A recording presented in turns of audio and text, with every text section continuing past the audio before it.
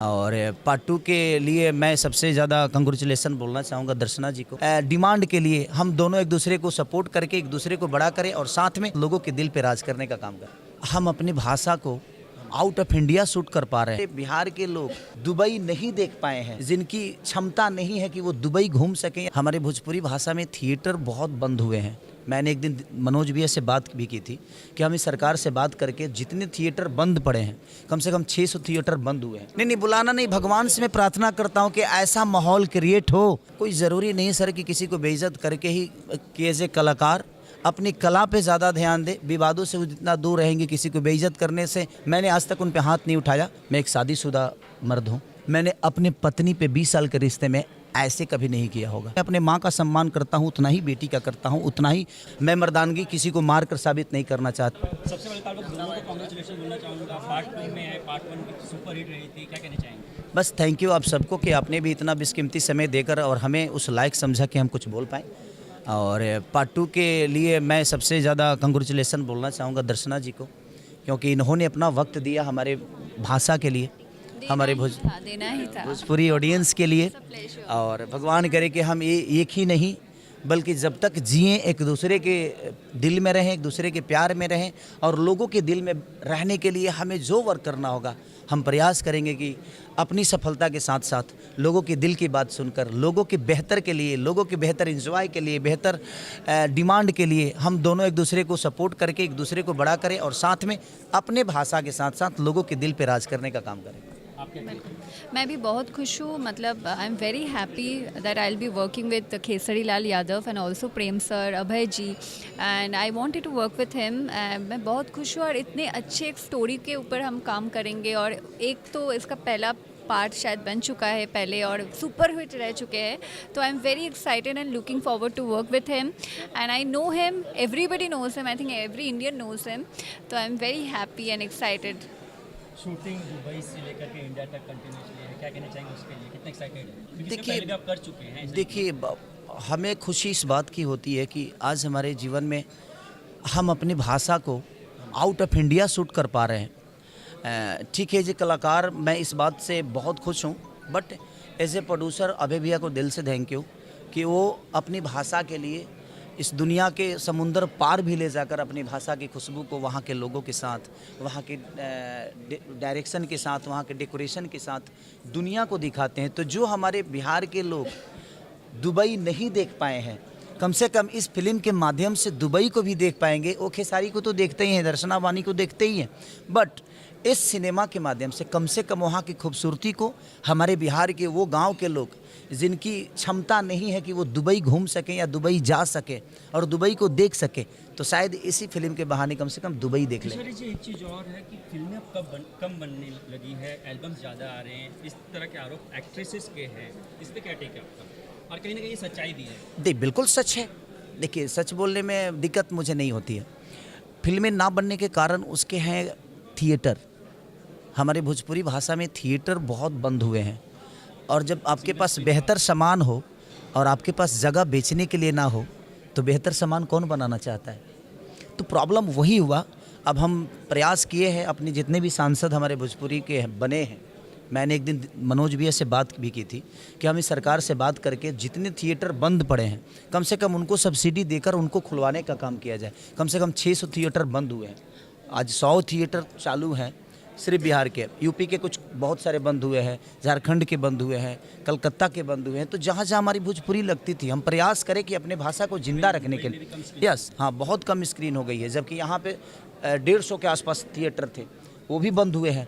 तो थिएटर हमारे पास और मल्टीप्लेक्स में जिस दिन लगना शुरू हो जाएगा, तो हम उसी के लिए प्रयास में हैं कि इस सिनेमा को, जिस तरह बाकी सिनेमा को हम मल्टीप्लेक्स में ले जाने के प्रयास में विफल रहे, कुछ तक गए, तो हम प्रयास करेंगे कि इसको हर मल्टीप्लेक्स में लगाया जाए, ताकि हमारे भाषा के लोग बेहतर स्क्रीन के साथ, बेहतर सीट के साथ, बेहतर साउंड के साथ एंजॉय कर सकें। देखिए, आप सामान बेहतर बना दीजिएगा और मॉल आपके पास सही नहीं है, तो ब्रांड तो उसी में समझ में आता है जहाँ पे बड़े मॉल होते हैं। तो इसीलिए हम प्रयास में हैं जैसे हमारी थिएटर खुल जाए।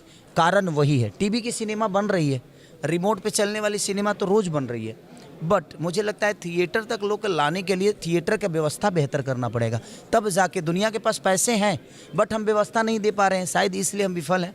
लेकिन अब हम प्रयास करेंगे ताकि हमारी फिल्में मल्टीप्लेक्स में लगें और लोगों को बेहतर जगह के साथ देखें। पार्ट 1 की बात करूँ, काजल रबानी के आपके साथ में, पार्ट 2 में नहीं है, और उनका ये आरोप है कि आप उन्हें फिल्मों से निकाल रहे हो। ये उन्होंने नेशनल टेलीविज़न पे कहा, इस पर क्या टेक है आपका?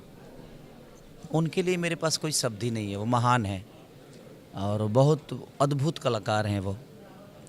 भगवान करे कि और तरक्की करे वो। मेरे तरफ से देखिए, जब मेरे सामने, जब हम एक दूसरे के साथ थे तो मेरे लिए बहुत खूबसूरत थी वो, और मेरा आज भी शब्द उनके लिए यही है कि मेरे लिए आज भी वो उतने ही खूबसूरत हैं।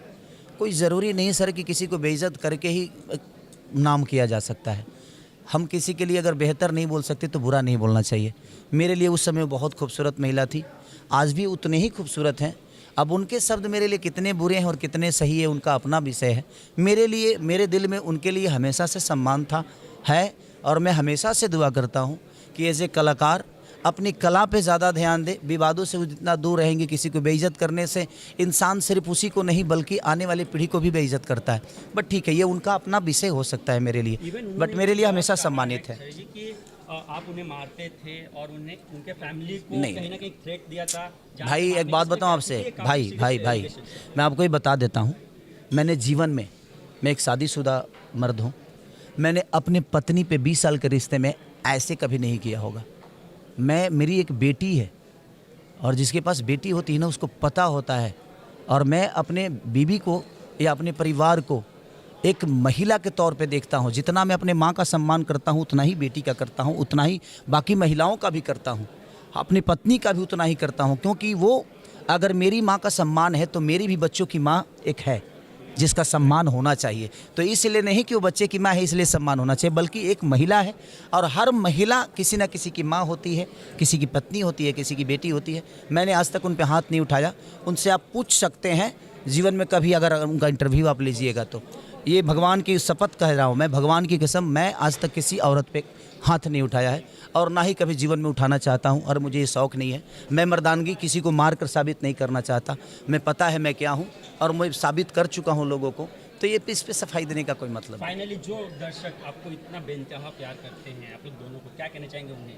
बस मैं यही चाहता हूँ कि हमारे भोजपुरी के लिए एक बेहद खूबसूरत और बेहतरीन एक्टर आई हैं।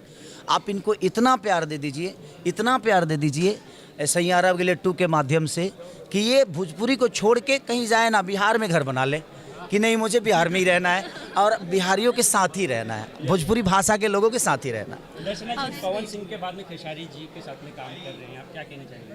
कितने एक्साइटेड है? क्योंकि मूवी स्टार्ट नहीं हुई है, लोकेशंस काफ़ी अच्छे हैं जो हिसाब से हमें देखा गया, क्या कहना चाहिए? बहुत एक्साइटेड हूँ। बीच में मैंने काम किया अरविंद अकेला कल्लू के साथ भी, उसके बाद फाइनली खेसारी लाल यादव के साथ बहुत दिन से कोशिश कर रहे थे कि उनके साथ काम हो जाए, लेकिन कुछ ना कुछ तरीके से नहीं हो रहा था, डेट्स मैच नहीं हो रहा था या फिर कुछ ना कुछ हो रहा था। तो फाइनली ये हो रहा है, बहुत एक्साइटेड हूँ। और एक स्टोरी भी बहुत अच्छा है, और जैसा जितना मुझे स्टोरी पता है कि कॉमेडी है, रोमांस है, थ्रिल है, जैसे सर ने बताया, तो हर एक सीन में ट्विस्ट है, तो इसके लिए बहुत एक्साइटेड हूँ। पहली बार दुबई में जाके भोजपुरी फिल्म के लिए शूटिंग करूँगी और इनके साथ गाने का भी शूटिंग है, तो I am looking forward to 500 million views on YouTube. Fans के लिए बोलना चाहेंगे कि thank you so much. Wait कीजिए हमारी मूवी के लिए, अभी आज अनाउंसमेंट हुआ है, और भी अपडेट्स मिलेंगे आपको, और आप लोगों के प्यार चाहिए, इसके बगैर तो कुछ नहीं होगा। बस मैं यही कहना चाहता हूँ कि जिस तरह आज आप लोग आए हैं, हर दिन भोजपुरी फिल्म के लिए आइए। मेरी शुभकामना आप सबके लिए भी है। नहीं बुलाना नहीं, भगवान से मैं प्रार्थना करता हूँ कि ऐसा माहौल क्रिएट हो कि आप लोग हर दिन हमसे मिलें और हर भोजपुरी कलाकारों से मिलें और उनकी बातें सुने, और उनकी भी दर्द है उनको भी सुनिए, और आप अपने भाषा को बेहतर करने की प्रयास करिए। अश्लीलता वाली बातें मत पूछिए। अश्लीलता है मैं हमेशा देखता हूँ, अब कभी मत पूछिएगा। देखिए मैं अश्लील गाता हूँ लेकिन वो आपके लिए गाता हूँ। अपने बहन के साथ सुनने वाला गाना है मेरे पास, वो भी गाता हूँ।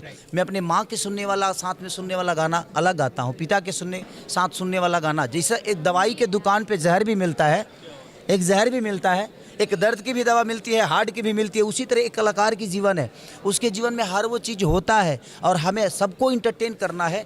तो एक गाने से हम सबको इंटरटेन नहीं कर सकते, सबके अपने अपने टेस्ट होते हैं, इसी हिसाब से हमारी संगीत होती है। तो थैंक यू सो मच आप सबको।